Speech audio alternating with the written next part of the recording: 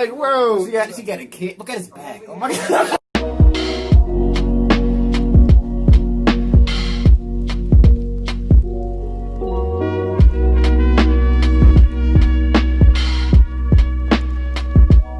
Welcome back to another reaction, and today we're going to be reacting to White Privilege and Safe Spaces with Jordan B. Peterson. Yeah, I wonder what he got to say about this. If you're enjoying the reactions, if you want to see more Jordan B. Peterson, let us know that in the comments, and make sure you hit the subscribe. Make sure you hit the subscribe button. We're trying to reach 1K as fast as possible, man. But yeah, I'm finna hop right into this video. Let's go. Hi there. Just one quick note before I get into my two questions I have. I wasn't as a gay male. I want to say thank you for speaking in terms of the whole pronoun thing, because that drives me absolutely ballistic in today's society. Now, two quick questions.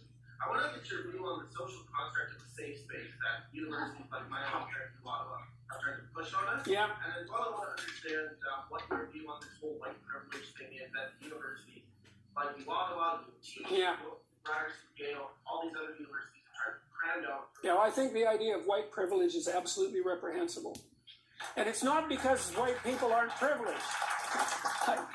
You know, we have all sorts of privileges, and most people have privileges of all sorts, and you should be grateful for your privileges and work to deserve them, I would say.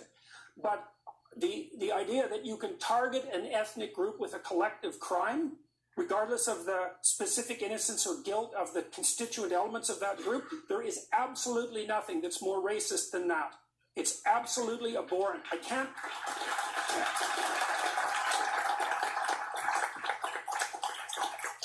I mean, if you really want to know more about that sort of thing, you should read about the kulaks in the Soviet Union in the 1920s, Kulaks, because they were farmers who were very productive. They were the most productive element of the agricultural strata in Russia, and they were virtually all killed or raped and robbed by the collectivists who insisted that because they showed signs of wealth, they were criminals and robbers. So, and one of the consequences of the prosecution of the kulaks was the death of 6 million Ukrainians from a famine in the 1930s. The idea of collectively held guilt at the level of the individual as a legal or philosophical principle is dangerous. It's precisely the sort of danger that people who are really looking for trouble would push. Yeah.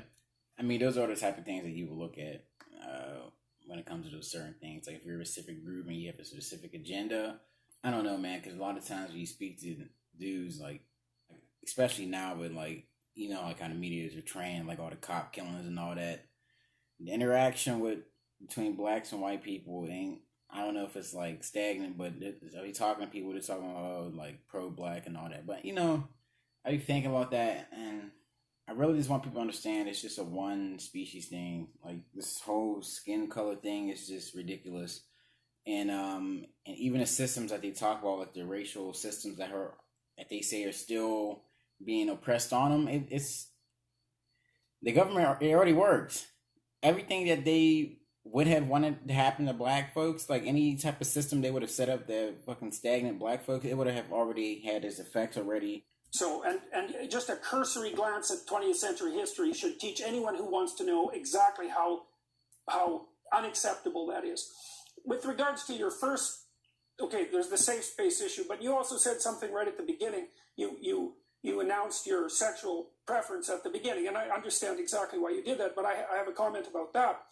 And this is something for people in the audience to think about. I've received at least 25 letters from transsexual people, and that's quite a few because there aren't that many transsexual people, right? So they're rare. They're very rare, and every single one of them but one was supportive, and the one that wasn't supportive was mildly critical. And they said exactly the same thing that you said, roughly speaking, is that. And so one of the things we want to remember is that just because some noisy activists stand up and say, because I'm a member of this group, or even worse, because I say I'm a member of this group, I am therefore an advocate for that group's interests, we should just dispense with that self-identification as a worthy representative instantaneously, because it's predicated on the idea that one dimension of a person's identity is sufficiently broad and all-encompassing so that you can infer their political stance for example, which you can't. And so the trans people that have written me, they all say the same thing. A, those people do not speak for me. B, we're not all the same. C, most of us think that the enforced pronoun issue is doing nothing but drawing negative attention to us. D, most of us just want to be referred to by the other pronoun. That's the whole point. So,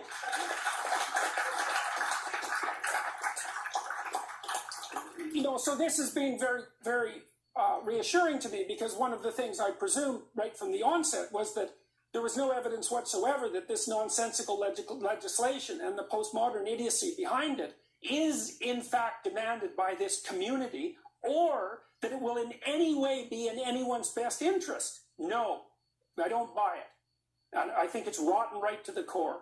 So, and then the safe space issue. It's like, if you need a safe space, see a therapist. Really, really. University is not a safe space. If university is done right, it is a radically unsafe space. If you want to go somewhere and get yourself taken apart intellectually, and then hopefully put back together, then you go to university. Everything you believe should be challenged in every possible way, but not in a destructive sense, right? Yeah. Like when you're renovating a house, you don't just burn it to the ground and walk away. But that's what the postmodernists do to adolescents, by the way.